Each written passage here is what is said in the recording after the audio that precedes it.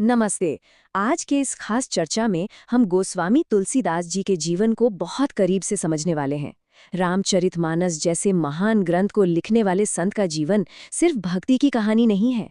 ये कहानी है चरम पीड़ा, घोर तिरस्कार और फिर वहां से उठकर सर्वोच्च शिखर तक पहुंचने की। आइए उनके बचपन की उन बेहद कठिन संघर्षों पर नजर डालते हैं, जिन्होंने असल में उनके भीतर के उस महान कवि को जन्म दिया। तो चलिए सीधे विषय पर आते हैं। ये बात अपने आप में बहुत बड़ा विरोधाभास है। जिस महान आत्मा ने दुनिया को रामचरितमानस दिया, जिसे आज घर घर में पूजा जाता है, उसकी खुद की शुरुआत कैसे हुई? किसी चमत्कार से नहीं, बल्कि भुखमरी और समाज के बेहद कठोर तिरस्कार से। अध्याय 1, जन्म और क्रूर अस्वीकृति। एक बेहद अंधकारमय शुरुआत। जरा इस घटनाक्रम पर गौर करें। जन्म लेते ही माँ का साया उठ गया। सिर्फ 10 दिन बाद पिता पंडित आत्माराम का भी निधन हो गया। और जब ये बालक मुश्किल से 10 साल का हुआ, तो उसे पालने वाली एकमात्र सहारा दाई चुनिया की भी सांप के काटने से मृत्यु हो गई। मतलब नियति ने बहुत ही कम समय में एक-एक करके हर सहारा, हर रिश्ते को पूरी तरह से छीन लिया। अब सवाल उठता है कि आखिर उनके पिता ने उन्हें त्यागा क्यों था? इसके पीछे एक ज्योतिषी के ये क्रूर शब्द थे।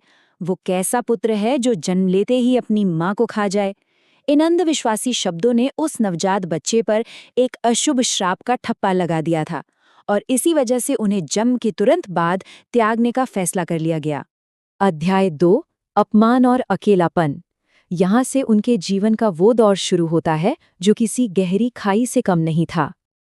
जरा कल्पना कीजिए, सिर्फ 10 साल का एक बच्चा भूख से तड़प रहा है।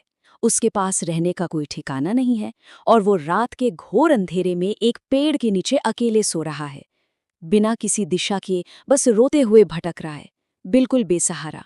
और हालात इससे भी ज्यादा हृदय विदारक तब हो जाते हैं जब वो बच्चा भूख से बेहाल होकर लोगों के दरवाजे खटखटाता है। बदले में क्या मिलता है? सिर्फ बंद दरवाजे। अंधविश्वासी लोगों ने उस शापित बच्चे को खाना देने से ही मना कर दिया। उन्हें लगता था कि जो भी इसे खिलाएगा उसकी खुद की मौत हो जाएगी। अपने ही समाज द्वारा किया गया ये पूर्ण बहिष्कार, सोचिए उस छोटे से बच्चे के लिए कितना गहरा घाव रहा होगा। तो इस चरम अपमान और पीड़ा का अंततः परिणाम क्या हुआ? इसका परिणाम था वैराग्य। ये सिर्फ कोई किताबी शब्द नहीं है, ये उस बालक के मन की वो गहरी अवस्था थी जो अपार सांसारिक कष्टों और समाज की घोर अस्वीकृति से पैदा हुई थी। हर बंद दरवाजे ने उसके अंदर इस भौतिक दुनिया से अलगाव के गहरे बीज बो दिए थे। अध्याय 3, ज्ञान और गुरु का मार्गदर्शन। कहते हैं ना, हर घनी रात के बाद सवेरा जरूर होता है। आइए देखते हैं कि यहाँ से चीजें कैसे बदलती हैं। उस अपमानित और बेसहारा बालक ने एक मंदिर में शरण ली, जहाँ बाबा नरहरिदास ने उसका उद्धार किया और उसे राम बोला नाम दिया। इसके बाद का सफर उन्हें वाराणसी ले गया, जहां आचार्य शेष सनातन के मार्गदर्शन में उन्होंने पूरे 10 साल तक वेदों और पुराणों का गहराई से अध्ययन किया। वो अनाथ बच्चा अब एक प्रकांड विद्वान बन चुका था। अगर हम इन सभी बातों को एक साथ रखकर देखें, तो जीवन के बड़े विरोधाभास नजर आते हैं। एक तरफ अंधविश्वासी ग्रामीणों की वो चरम क्रूरता थी, तो दूसरी तरफ दाई चुनिया की वो साहसिक करुणा, फिर बाबा नरहरिदास का आध्यात्मिक सहारा, और अंततः आचार्य शेष सनातन से मिला अपार ज्ञान। इन्हीं विरोधी ताकतों ने मिलकर उस महान व्यक्तित्व को गढ़ा, जिसे दुनिया तुलसीदास के नाम से जाने वाली थी। शिक्षा पूरी होने के बाद गुरु ने एक बहुत ही महत्वपूर्ण आदेश दिया। भगवान राम की महिमा का प्रसार करो, लेकिन साथ ही एक गृहस्थ जीवन भी अपनाओ। ये एक ऐसा निर्देश था जिसने उनके जीवन को एक नई दिशा दी। अध्याय 4, गृहस्थ जीवन और आसक्ति। गुरु के इस आदेश का पालन करते हुए वो अपनी जन्मभूमि लौट आए, और यहीं से ख्याति की शुरुआत हुई। जन्मभूमि लौटकर वे भक्ति भाव से राम कथा सुनाने लगे, और लोग उन्हें तुलसीदास के नाम से जानने लगे। यहाँ एक बहुत ही दिलचस्प बात सामने आती है। दीनबंधु पाठक नाम के एक सज्जन ने तुलसीदास की भयंकर गरीबी को पूरी तरह से नजरअंदाज कर दिया। उनका मानना था कि एक ब्राह्मण का सबसे बड़ा धन उसका ज्ञान है। उन्होंने तुलसीदास के ज्ञान का इतना सम्मान किया कि अपनी पुत्री रत्नावली का विवाह उनके साथ कर दिया। अब जरा इस स्थिति को देखिए।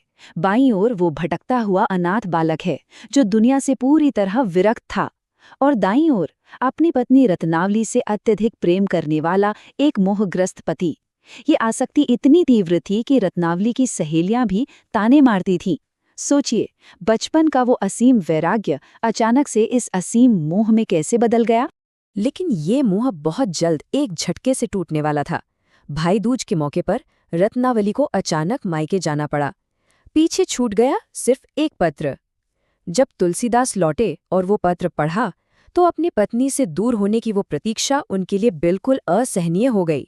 और ठीक इसी बिंदु पर आकर आज की ये कहानी एक बेहद रोमांचक मोड़ पर खड़ी हो जाती है।